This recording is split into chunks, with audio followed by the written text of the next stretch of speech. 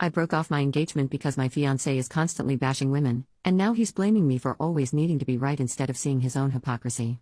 My fiancé, 34 male, and I, 28 female, used to have a great relationship, but for the last year, his political views have become a problem.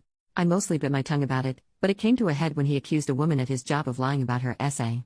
I pointed out that when a woman accuses a man of essay, he questions it and says she is lying. He justified that by saying it's stupid to believe an accusation like that with no proof. I pointed out that he has no proof that she's lying either, but he's accusing her anyway. He often sends me articles of women, usually teachers, essaying boys.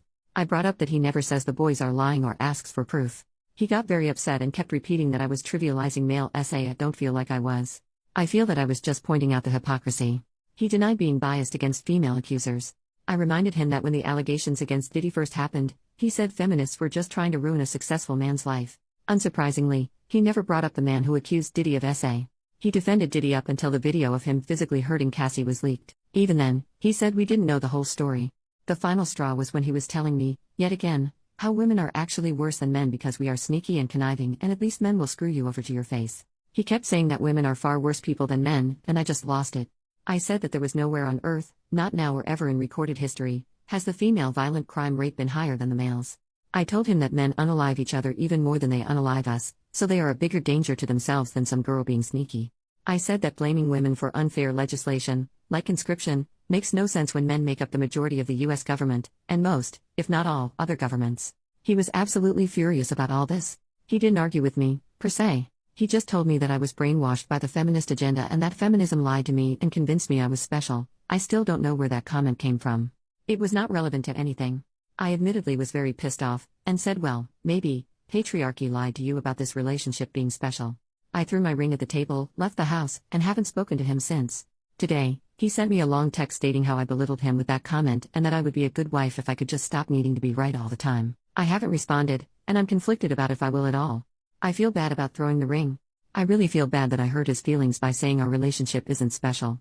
But still, to be honest, I'm seriously questioning if I really want to marry him. He has always been argumentative. Not just with me. With everyone.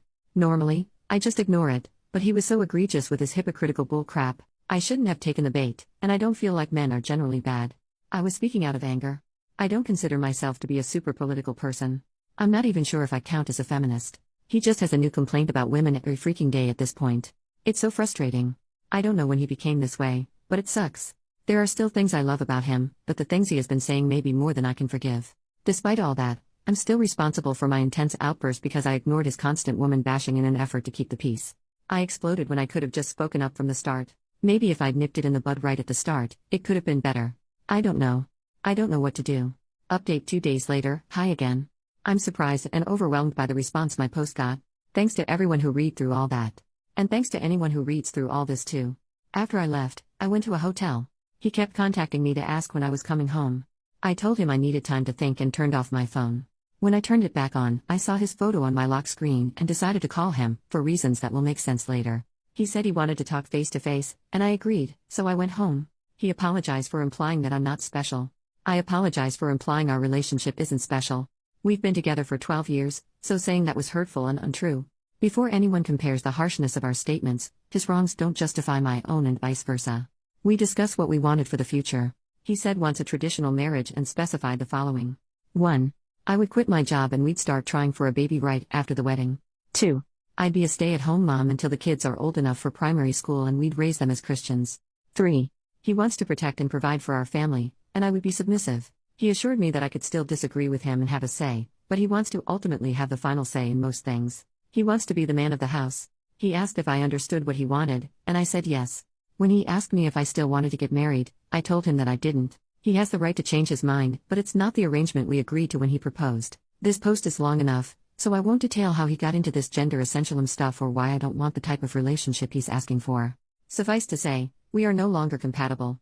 He wants to do a trial run of his preferred setup so I can see that it's for the best. I told him that we had a very successful trial run of not doing that for 10 years until he decided to switch things up a few years ago. He was unfazed by this. So about the lock screen, he has a small snaggletooth toward the back that he's always been shy about, so he never fully smiles in public. That photo is one of very few pictures where he is showing his real smile, and it's beautiful. Seeing that photo used to make me so happy. When I saw it this morning, I just felt sad. I know it sounds dramatic, But it feels like he died and was replaced by some kind of red pill pod person.